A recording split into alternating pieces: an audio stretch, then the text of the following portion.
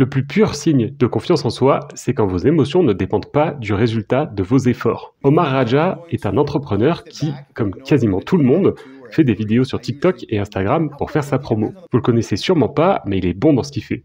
Rien que sur Insta, il a 39 millions d'abonnés. Et l'un des conseils qu'il donne pour réussir sur les réseaux sociaux m'a pris complètement par surprise.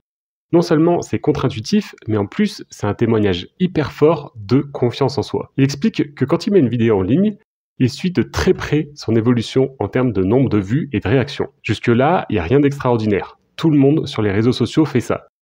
Le premier vrai truc important qu'il dit, c'est qu'en très peu de temps, il sait si la vidéo va décoller ou pas.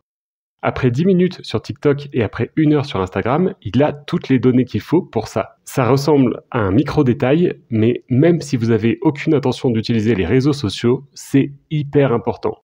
Parce que malgré toute son expérience et son expertise, il sait qu'il ne contrôle pas tout.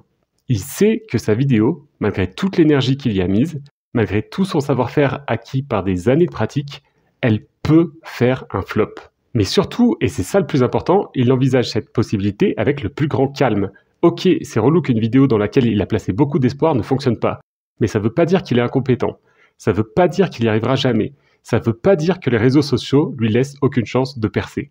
Imaginez, une personne vous plaît et vous décidez de l'aborder, mais vous sentez très vite que c'est pas réciproque. La confiance en soi, c'est ce qui vous empêchera de faire un lien entre le rejet que vous venez de vivre à cet instant précis et votre ego. Si vous manquez de confiance en vous, alors votre esprit va produire de façon automatique tout un tas de pensées hyper négatives.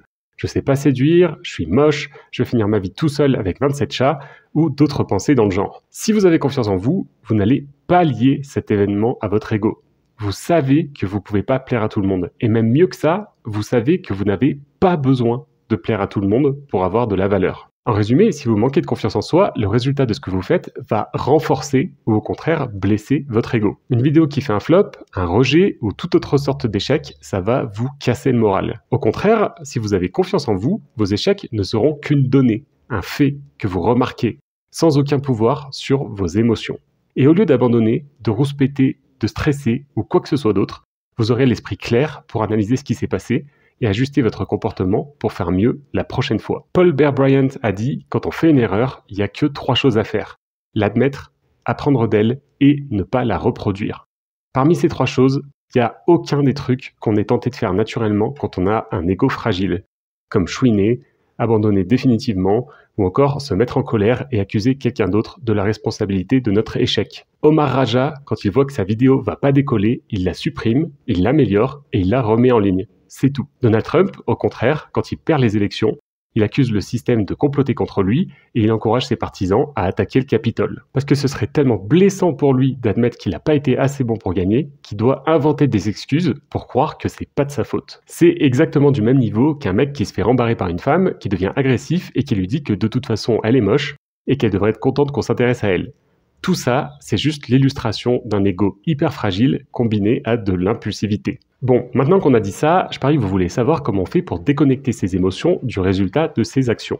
Eh bien, il y a 2 moyens d'y arriver. En fait, la recette de la confiance en soi, elle est vraiment pas compliquée.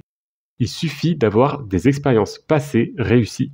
Omar Raja, si une vidéo qui fait un flop, ça lui casse pas le moral, c'est parce qu'il a réussi plein de vidéos avant. Il sait, ou plutôt, plus exactement, il sent qu'il est compétent.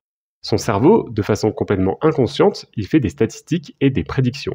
Dans le passé, il a eu plus de réussites que d'échecs, et il n'y a pas de raison que ça change. Plus le ratio réussite-échec dans le passé est en faveur de la réussite, plus on a confiance en soi. Si vous avez réussi 10 000 fois à préparer une tartiflette, si vous ratez la 10 001e, c'est un accident. Ça ne va pas s'aborder votre confiance en vous en matière de préparation de tartiflette. Bon, le problème avec cette méthode, c'est qu'il va potentiellement falloir souffrir. Parce qu'à moins d'avoir la chance de réussir dès votre première tentative, il va falloir d'abord échouer. Selon le domaine dans lequel vous aimeriez gagner en confiance en soi, il va peut-être falloir multiplier les échecs avant d'obtenir votre première réussite. Et tant que le ratio réussite-échec pèsera plus lourd du côté des échecs, vous allez morfler, déprimer et vous serez tenté d'abandonner. Heureusement, il y a un deuxième moyen, que vous avez même d'ailleurs déjà utilisé sans vous en rendre compte. Pour ne plus être affecté émotionnellement par le résultat de ces actions, il suffit tout simplement de pas y penser. Si vous êtes en âge de regarder cette vidéo, a priori, c'est que vous avez déjà appris à marcher et à parler. Et vous n'avez pas réussi du premier coup. Si, vous vous rappelez sans doute pas, mais vous avez beaucoup échoué. Mais comme vous étiez enfant, ne pas réussir du premier coup, c'était pas grave. À cette époque, échouer, c'était complètement déconnecté de votre ego.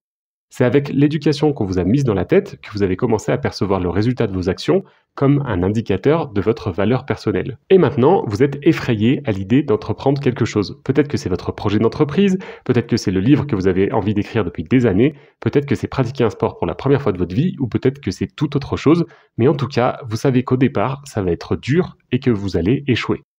Sur ce point, vous avez raison. C'est normal de foirer.